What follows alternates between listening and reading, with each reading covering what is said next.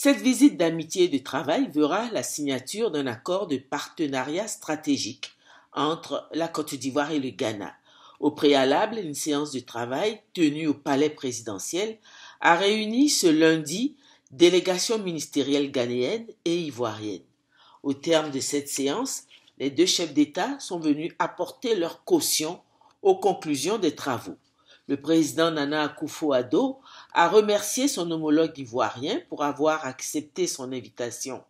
Il lui a exprimé son admiration et le prix qu'il attache lui-même à la réalisation de l'intégration sous-régionale.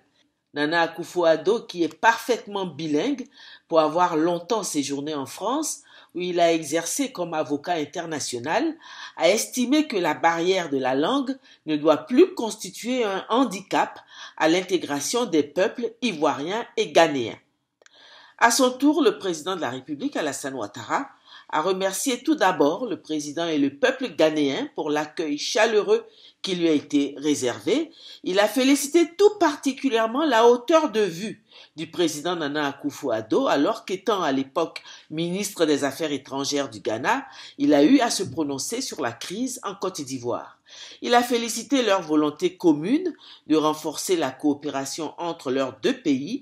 Il a en outre souhaité à son tour que la différence de langue ne constitue plus un obstacle à la réalisation de cet objectif. Nous avons été fortement impressionnés de l'accueil que nous avons reçu, bien sûr à vos côtés, pendant la tournée dans la ville d'Accra. Je vous disais d'ailleurs dans la voiture que, en général, les partis au pouvoir ne sont pas très populaires dans la capitale. Mais ça, nous avons vu une exception ici à Accra, compte tenu de la ferveur qui nous a donc été montrée pendant le tour que nous avons effectué pendant 1 heure de temps dans la ville d'Accra. Alors en tout cas, ma délégation et moi-même voudrions vous dire nous sommes très sensibles à cette hospitalité et à cette marque d'attention. À mon tour, je voudrais vous dire que ce qui est particulièrement heureux aujourd'hui avec ce que nous allons faire, c'est la vision que nous avons l'un et l'autre. Nous avons une vision d'avoir en perspective le développement de nos deux pays, dans l'intérêt bien sûr conjoint, mais aussi d'avoir une vision de politique économique qui soit conforme à nos réalités.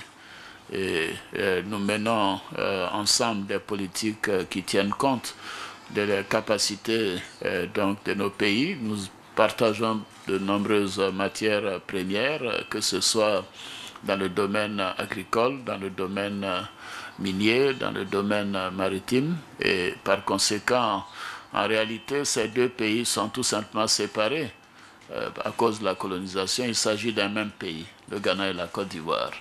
Et donc nous devons tout faire pour renforcer cette intégration qui est d'ailleurs naturelle par la géographie, par l'histoire, par la culture.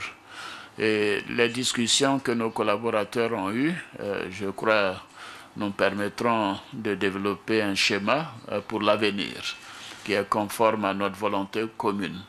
Je crois que nous avons la volonté politique, vous et moi, de faire avancer la coordination et l'intégration dans notre sous-région, mais tout particulièrement entre nos deux pays. Au terme de cette journée de travail entre délégations ghanéennes et ivoiriennes, l'accord de partenariat stratégique entre les deux pays sera signé le lendemain de cette première journée, soit mardi.